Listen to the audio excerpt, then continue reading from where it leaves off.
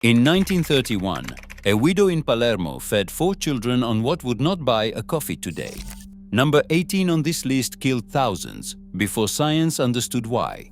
Number 1 crossed an ocean in memory. These are the 25 forgotten Italian poor man meals that kept families alive. Number 25. Pane e olio e sale. Bread, olive oil and salt. This was the meal that was not supposed to be a meal. Yesterday's bread, a pour of olive oil, a pinch of coarse salt. In Calabria, in the alleyways of Naples, in the hill towns of Sicily. This was breakfast, lunch and sometimes supper. Not because anyone chose it, because there was nothing else. The bread was always day-old, hard enough to knock on the table. The oil softened it, the salt woke it up. Workers in Sicily's sulfur mines carried this wrapped in cloth into tunnels 300 feet underground and ate it in the dark between shifts. That was enough to swing a pickaxe for another 4 hours where the temperature was 40 degrees and the sulfur burned your throat. Food historians call this a foundational Mediterranean meal. The men who ate it in dark tunnels called it pranzo. Lunch. That was the whole description. Number 24. Acqua cotta. Cooked water. The name is not poetic. It is a precise description, cooked water.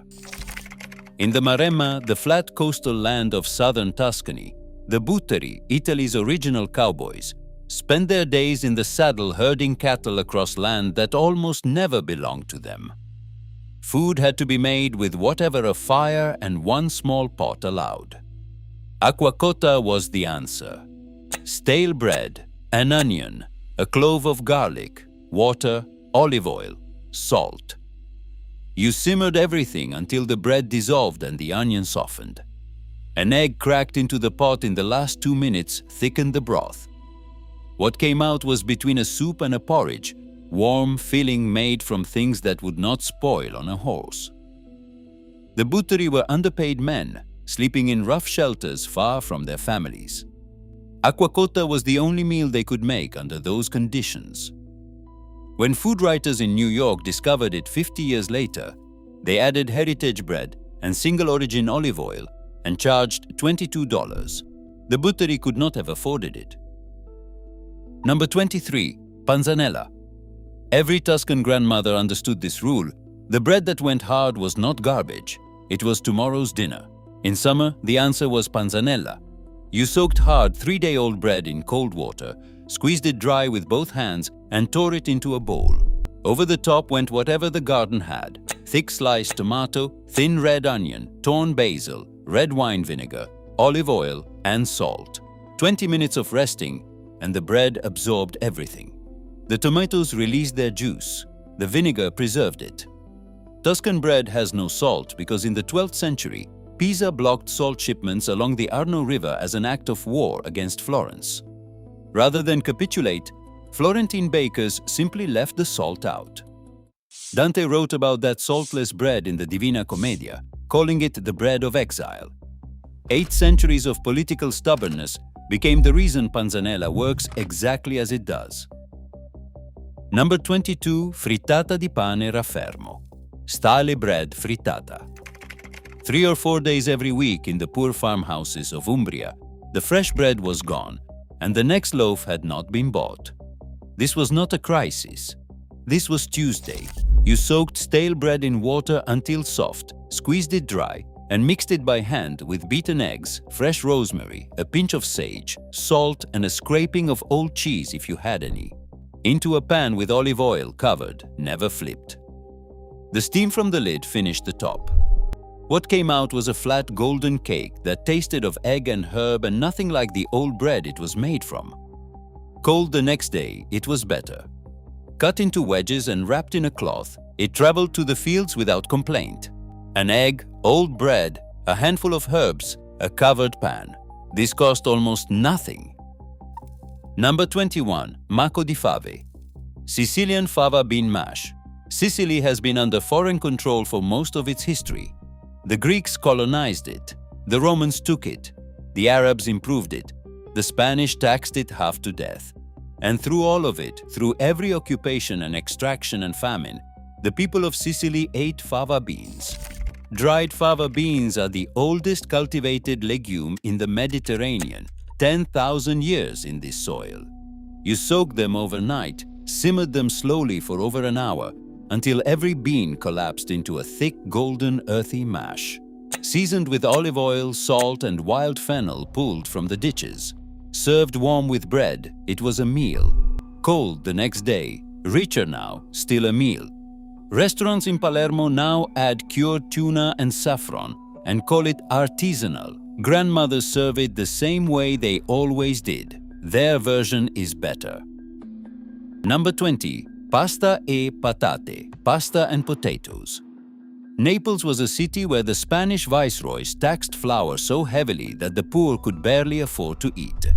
Pasta e patate came from that city, born of one question: how do you make pasta filling when you do not have enough pasta? You dice 2 potatoes, drop them into water with garlic and olive oil, and simmer until they begin to break apart. Then you break pasta directly into the starchy potato broth. As both cook, the pot thickens into something that is neither soup nor a pasta dish, but its own category.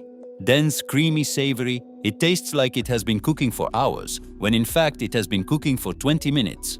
A Parmesan rind goes in at the start if you have one. In Naples, that rind is never thrown away.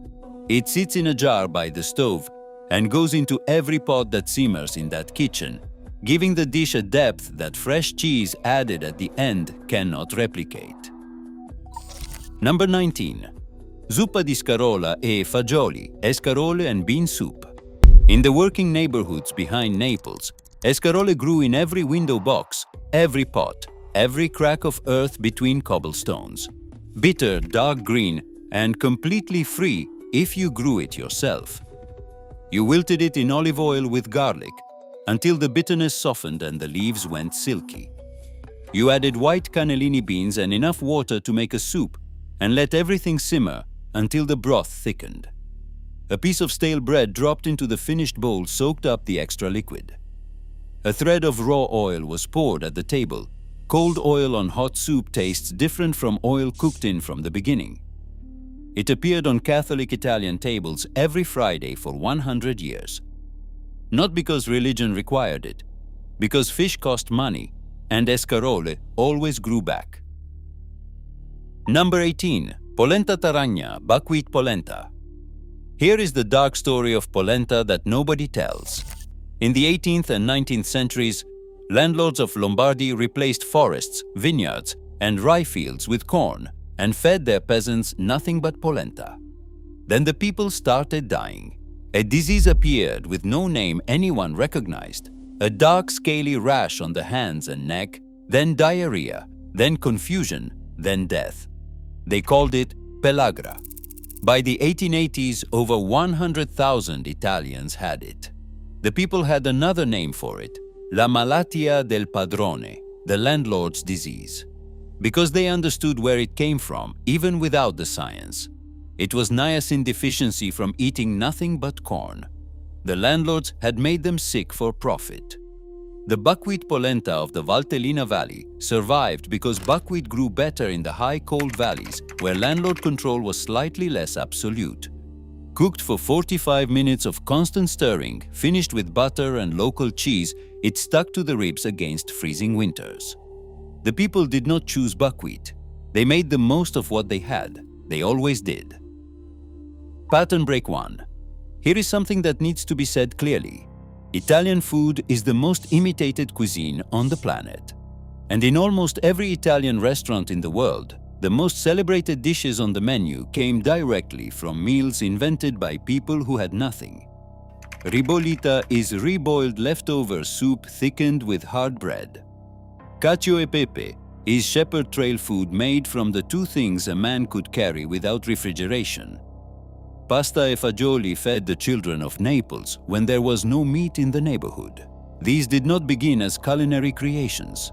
They began as the last possible answer to what do we eat tonight. They traveled from the tables of the desperate to the menus of the fashionable, and along the way the original context was quietly removed. The cookbook does not say this dish exists because the landlord took half of everything. The restaurant menu does not say the bread had gone hard and nothing could be wasted. The poverty got edited out. The taste stayed in. Knowing where it came from changes how it tastes. Number 17. Cicoria ripassata in padella, wilted chicory with garlic. The ditches and field margins of the Roman countryside have been feeding people for at least 2,000 years. Chicory grows wild wherever the soil is disturbed, along roads, beside walls, in cracks between stones. Roman mothers sent their children out with cloth bags to fill it before dinner. You boiled it until tender, drained it, squeezed it dry. Then into a pan, olive oil, 2 cloves of garlic turned golden, the chicory going in over high heat until the edges crisped, a pinch of dried pepper, salt. You ate it with bread, dipping the bread into the oil remaining in the pan. This still appears on Roman trattoria menus today at 12 to 16 euros.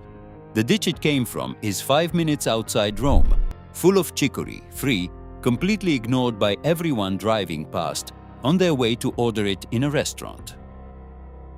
Number 16. Farinata, chickpea flour flatbread. Farinata has been sold on the street corners of Genoa since at least 1227. 800 years of one person handing another person a piece of warm chickpea flatbread on a corner in the same city. 4 ingredients: chickpea flour, water, olive oil, and salt. Mixed into a thin batter, rested for hours, poured into a wide, shallow copper pan, baked at very high heat until the edge is fully crisp and the center is still custardy and yielding. You eat it hot, folded into paper, standing up on the street where you bought it. Chickpea flour was not expensive in Liguria. Wheat flour was. Farinata existed because chickpeas were what the poor could afford. The poverty is built into the recipe. So are 8 centuries of getting it exactly right. Number 15. Pasta e ceci. Pasta and chickpeas. The Roman orator Cicero took his family name from the Latin word for chickpea because his ancestors grew them outside Rome. Romans ate chickpeas before Rome was an empire. And in the working-class neighborhoods of 20th century Rome, pasta e ceci was the Thursday meal in almost every kitchen on the street. You soaked dried chickpeas overnight, simmered them with rosemary and garlic for 2 hours until the broth turned cloudy with their starch. Then you broke short pasta directly into the pot. The starch from both came together until the pot was almost too thick to pour. Raw olive oil at the table. Black pepper. Thursday because Friday was fish, which cost more, and Sunday was meat, which cost more still. Every other day was legumes and patience and the specific satisfaction of eating something honest. Number 14. Papa al pomodoro, tomato bread porridge. In 1886, the author De Amicis described in passing a meal, poor Florentine families ate in winter tomatoes and stale bread cooked together until the bread dissolved and the whole pot smelled of summer, held in a jar.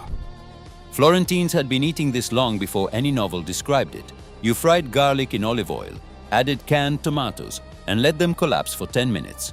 Then you tore in stale bread and added water until the bread was loosely covered. You stirred over medium heat until the bread surrendered completely, and the pot became a thick, soft mass that smelled of ripe tomatoes, garlic, and old olive oil warming together. This does not work with fresh bread. The staler the bread, the better the papa. The problem that makes the meal necessary is also what makes the meal good. Number 13. Il minestrone dei poveri, the poor man's minestrone.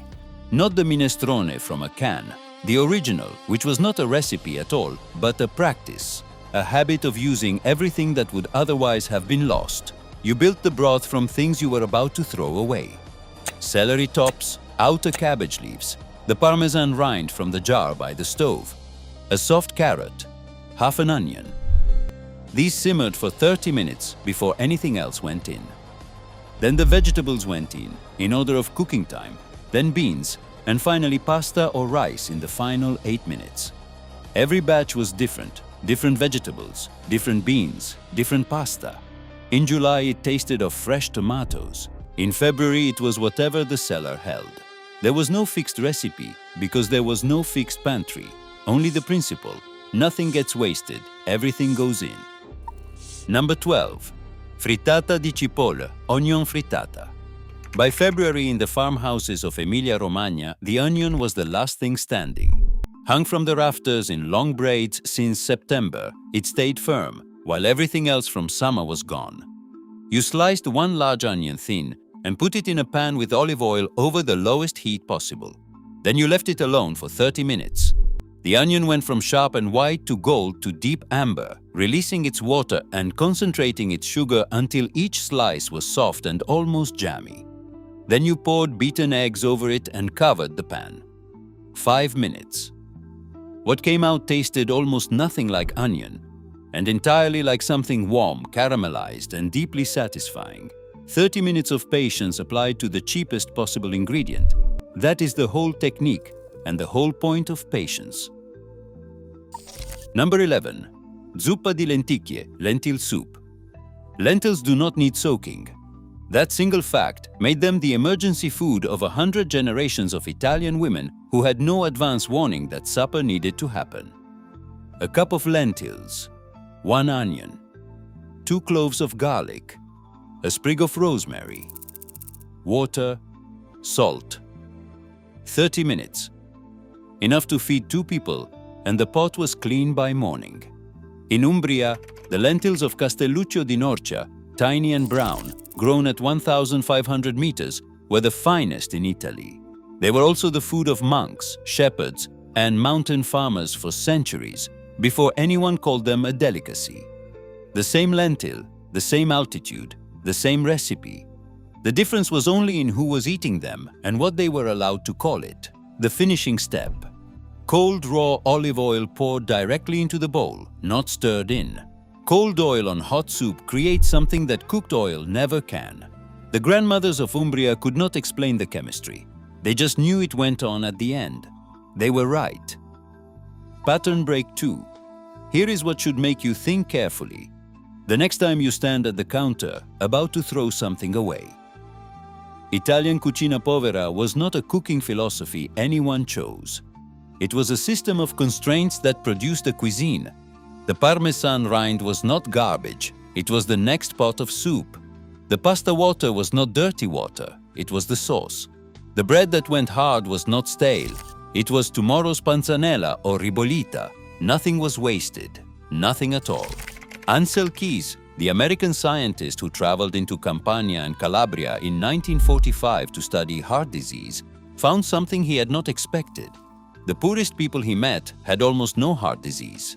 Their blood pressure was low, their cholesterol was clean. They were eating exactly the meals on this list, not as a diet, not as a lifestyle choice, but because that was what there was. He spent the next 30 years telling the world about it. The world called it the Mediterranean diet and built a billion-dollar industry around it. The grandmothers who invented it are still not credited by name. Number 10. Trippa alla Romana. Roman tripe. The Roman system had a name, il quinto quarto, the 5th quarter. When a cow was slaughtered, the animal was divided into 4 quarters. The first for the nobility, the second for the clergy, the third for the middle class, the fourth for the military. What remained, the organs, the tail, the intestines, the head, amounted to roughly a quarter of the animal's total weight. This was what the Roman poor received, sometimes as partial wages at the Testaccio slaughterhouse. The workers took their bags of tripe home, and their wives turned them into something edible before morning. What they invented became one of the great cooking traditions of Italy. Trippa alla Romana simmers that tripe for an hour in tomato sauce with onion, fresh mint, and pecorino romano until it turns silky and the sauce reduces into something deeply savory. It is served with bread pressed into the bowl. Nothing remains. It is still served every Saturday in Testaccio. The slaughterhouse is long gone. The dish did not move. Number 9 is pasta e fagioli, pasta and beans. There are as many versions of this as there are Italian grandmothers. In Naples, it often uses pork rind and tiny ditalini pasta. In Venice, it uses borlotti beans with rosemary. In Campania, lard is rendered first. In Tuscany, it uses cannellini beans and a parmesan rind. Every version is correct. What they all share is dried beans cooked until they begin to collapse, pasta added directly to the bean broth, and the starch from both combining until the pot becomes almost too thick to pour. The pasta must cook in the bean broth, not separately. Cooked separately, you have two things in one bowl. Cooked together, you have one thing. The difference is the whole recipe. This was the meal Italian immigrants carried across the Atlantic in their memory. When they arrived in New York with nothing and found the pasta and the beans in the grocery stores their countrymen had opened on Mulberry Street, they made it first. Not because it was the best meal they knew, because it confirmed they were still themselves. Number 8. Lampredotto. The Florentine tripe sandwich. Lampredotto has been sold on the street corners of Florence since the Middle Ages. The cart, the steaming pot, the man in the apron. A continuous presence in the city for over 600 years. Lampredotto is the fourth stomach of the cow. It simmers for hours in a vegetable broth until it is tender enough to eat. The roll is dipped in the cooking broth until almost too wet to hold. It is filled with sliced lampredotto, a spoonful of green salsa verde, and chili sauce if you want it. You eat it standing at the cart. The broth runs down your wrist. This is expected. The original eaters were the ciompi, the wool carders of medieval Florence, the lowest workers in the textile trade, who could afford nothing the butcher had left when the good cuts were sold.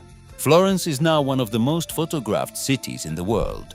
Millions of tourists walk past the Lampredotto carts on their way to see Botticelli's Venus. The ones who stop discover that the most honest thing in Florence does not hang in a museum. Number 7. Ribollita, reboiled bread soup. The name means reboiled. The entire concept is in those two words. On Friday you made a minestrone, cavolo nero, cannellini beans, carrots, onion, parmesan rind, tomatoes. You ate some. What remained went back to the stove on Saturday morning. You added stale bread, 4-day-old bread so dense it could barely be broken, and pushed it down into the soup with a spoon. By afternoon the bread had absorbed all the remaining liquid, and the pot no longer contained soup. It contained something thick, dense, barely moving. Then you reboiled it. The flavor after 2 days of resting was deeper. Sunday's ribollita is the best version. 2 nights of rest produce something no single-day cooking can. The Florentine sharecroppers who invented this were not trying to create a great dish. They were trying to use bread that had gone hard and avoid wasting a pot of soup. The greatness was a consequence of the constraint. Number 6. Polpette di pan, bread dumplings. When the bread was so hard it could not even be revived by soaking, it became something else entirely. You grated it, soaked the crumbs briefly in leftover broth, squeezed them dry, mixed them with eggs, grated old cheese, parsley, a pinch of nutmeg, and salt. You rolled the mixture into walnut-sized balls. Fried in olive oil, they turned golden and crisp outside, soft and yielding inside. Dropped into simmering broth, they swelled and turned tender, absorbing the liquid and becoming something almost airy. The same mixture, 2 completely different results, depending only on whether they met oil or water. In Alto Adige, in the Veneto, in Tuscany, in Puglia, wherever bread was the staple and waste was not permitted, some version of this existed. Different names, different seasonings, same principle. The bread that could not be eaten, as bread became the main event. Number 5. Castagnaccio chestnut flour cake. The people of the Apennines and the Ligurian hills called the chestnut tree l'albero del pane, the bread tree. This was not a metaphor. Before corn arrived from the Americas and before wheat was affordable, the chestnut forest was what stood between those families and starvation. From chestnut flour came castagnaccio. Flour, water, olive oil, and salt were mixed into a thin batter. Rosemary, pine nuts, and soaked raisins were folded in, and the batter was poured into an oiled, shallow pan. It baked in a hot oven for 35 minutes until the top cracked and turned deep brown, and the inside set into something dense, earthy, and sweetened by the chestnut alone. No sugar, no butter, no leavening, no dairy. The sweetness is the chestnut's own. The people who ate it called it bread, because for them that is what it was. Number 4. Cacio e pepe, a simple sauce. Every spring, for as long as there have been shepherds outside Rome, the transhumance began. The flocks moved from the low winter plains up into the Apennine summer pastures. The shepherd walked for weeks. He carried 3 things: dried pasta, an aged wheel of pecorino romano, and black pepper, because black pepper in sufficient quantity generates warmth in the body and helps a man walk through cold mountain nights. At camp, he grated the pecorino into a bowl, added cracked pepper, and worked in spoonfuls of the starchy pasta water until the cheese became a sauce. Not cream, not butter, not oil. Just cheese, pepper, and the starch the pasta had left behind. Fresh water makes the cheese seize and clump. Pasta water keeps it loose and clinging. The shepherd who discovered this did not study emulsification. He did so because that was the only liquid he had, and it worked. Every food journalist in the world has since written the definitive guide. The technique has not changed. The shepherd is not credited. Number 3. Fave e cicoria, fava, beans and chicory. Puglia is the heel of the Italian boot, flat and sun-bleached, and for most of its history organized around a specific injustice. Fertile land was worked by people who did not own it. Sharecropping contracts took half of everything produced. The people who worked the fields survived on what remained. What remained was fava beans and wild chicory. The favas cooked low and slow for over an hour until they collapsed into a thick golden puree. Olive oil poured over the surface. Beside it on the same plate, wild chicory wilted in oil and garlic until dark and slightly bitter. You eat the two together, smooth mild puree with bitter, garlicky greens. The bitterness and the richness are built for each other. One without the other is incomplete. Michelin-starred restaurants in Bari now serve elevated versions with truffle oil. The version any Pugliese grandmother will make you, if you sit at her table and mean it, is the right one. Number 2. Brodo di crosta di Parmigiano. Parmesan rind broth. When the last of the Parmigiano was gone, what remained was a hard, waxy rind you could not bite through or grate. In the farmhouses of Emilia-Romagna, that rind went into a jar by the stove. When the jar was full enough, or when someone was sick or needed something gentle, the rind came out and went into a pot of cold water with a celery stalk, a carrot, and half an onion. 2 hours of slow simmering. Nothing else. What came out was a golden broth that tasted of aged cheese without a single visible piece of it. Rich and deep with a dairy softness underneath. In Bologna and Parma, this broth was given to children recovering from illness, to elderly relatives who had lost their appetite, to anyone who needed nourishment delivered quietly. The rind of a finished cheese. 2 hours. 1 pot. Look more carefully at what you think is garbage. There is still something there. Number 1. Il ragu della domenica. Sunday ragu. Every Sunday morning in the working neighborhoods of Naples, not the Naples of postcards, but the dense interior Naples, where the buildings press so close the alleys hold heat long after midnight. From 7 o'clock onward, the whole city smelled the same. Not one ingredient, a process. Meat browning slowly in a heavy pan. Sliced onion absorbing the browned bits and sweetening over 20 minutes. Cheap red wine hissing in and burning away until only depth remained. Then the tomatoes. Then the lid. Then the back burner. Then church. The families who made Sunday ragu went to Mass. When they came back, the apartment had changed. The smell at the door was not what they had left. The sauce had reduced into something that required 4 hours to produce and could not be shortened. The pasta went on. The table was set. The meat was never the expensive cut. Pork ribs, beef cheek, a coil of rough sausage, a piece of pork rind that dissolved slowly and gave the sauce a body that lean meat alone could not. Each family used what was available that week, and it was always the right thing. For the woman who had made the grocery numbers work when they should not have worked. For the man whose labor had not paid what it was worth. For the children who would smell this meal 40 years later and feel without understanding why that they were home. The ragu was not a recipe. It was a weekly promise. The promise that regardless of what the week had taken, Sunday would give something back.